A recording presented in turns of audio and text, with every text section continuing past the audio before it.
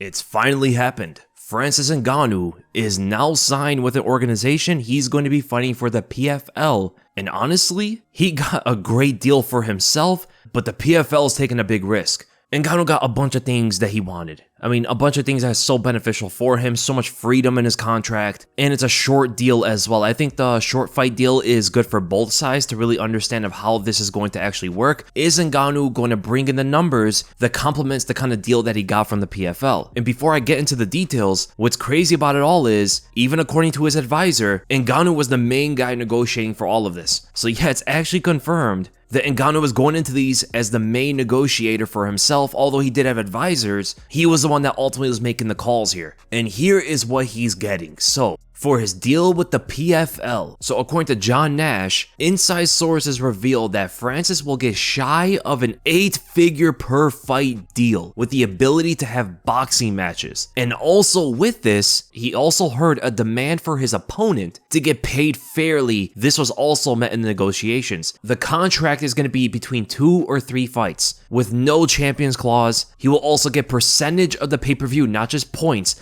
but percentage, and he'll also get a piece of the gate. And it doesn't end there. He will also serve on the PFL's Global Athlete Advisory Board, which is pretty much going to be him collaborating with other fighters and by their words, some of the greatest minds of the sport, so they can ensure that the PFL is going to be focusing on the fighter's mission. It's going to be fighters first before anything else. This is going to be recruiting future champions and stuff like that, putting together partnerships with the PFL. And he's not only going to be part of this, he's going to take a leadership role in this, making him the first active fighter on the board. Not only that, he's also going to be a part of PFL's super fight division with the likes of Kayla Harrison and Jake Paul on there. So in this super fight division, they offer 50% of revenue from pay-per-view fights to the fighters, which is like a base compensation for what the fighters are bringing in. And finally, he'll be the chairman and equity owner in PFL Africa. It's going to be a league inside of Africa, so it makes it easier for them to bring talent from that continent. And Ngannou's going to play a big part in that. So the only thing I don't know is when it says that he can box, right? He can have boxing matches. I don't know if that means outside of the PFL or as part of the PFL. That I don't know. So I don't know if he can fight Deontay Wilder or Tyson Fury or something like that. It's a lot of crazy stuff. There's a lot that he was given here. The one that I was very surprised on was that the reports saying that he's getting shy of an 8-figure per fight deal. So for 2 to 3 fights, they're willing to pay him just under $10 million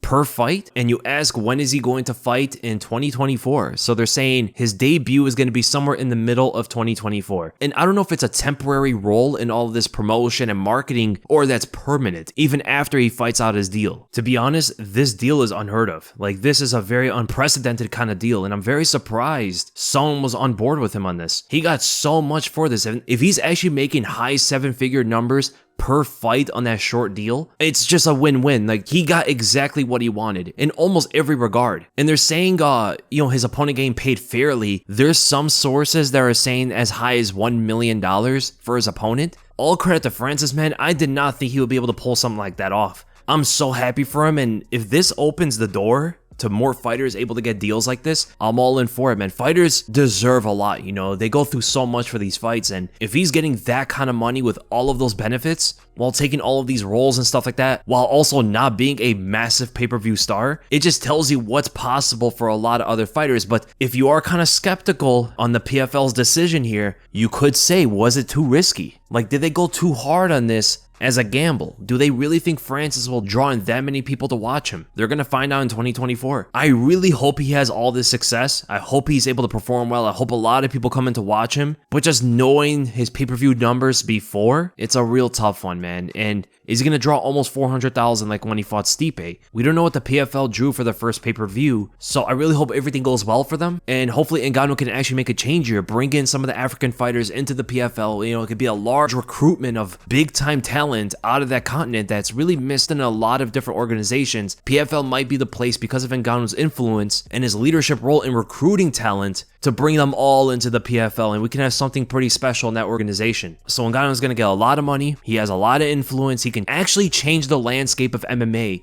if he does things correct here. He's not only a fighter anymore, he is actually an important figure in the entire sport now. he has so much influence and so much power now, he can change a lot of things. And hopefully he does it right, because Ngannou is a smart guy. He was able to pull off this deal. We see him in many interviews. He's a pretty intelligent guy. I don't knock his chances on making the right moves here. But in terms of him competing in the PFL, I don't really see him losing. I mean, unless he's ring rusted or he has too much responsibilities in these other places and he doesn't have the same kind of drive or focus in his own fighting career as he did when he was like in the UFC or something, where that was all he really had, you know, that was all he had to focus on, then that would be pretty tough for him, because the guy in the heavyweight division right now, he's not the champion, but there is Bruno Capelozza, who is 6'2", 240 pounds, 33 years old. He was a former light heavyweight, so he's not that big compared to Ngannou. He is a knockout artist, 16 wins, 6 losses, 15 wins by knockout, 1 decision. He got knocked out twice, submitted twice, and lost a decision once, while also having a DQ loss. For people that don't know, he did fight in Ryzen, and he got KO'd by Yuri Prohaska in the first round. So yeah, not even TKO, it was a bad knockout. That was 5 years ago, and judging from his skills and what he shows in the PFL, I don't see how he beats Ngannou, unless Ngannou is just not the same guy.